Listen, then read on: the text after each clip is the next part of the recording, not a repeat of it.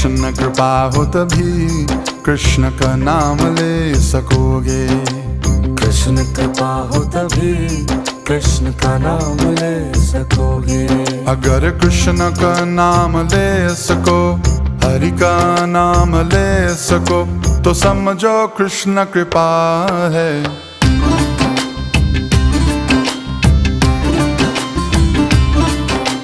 कृष्ण कृपा हो तभी कृष्ण का नाम ले सकोगे। कृष्ण कृपा हो तभी कृष्ण का नाम ले सकोगे।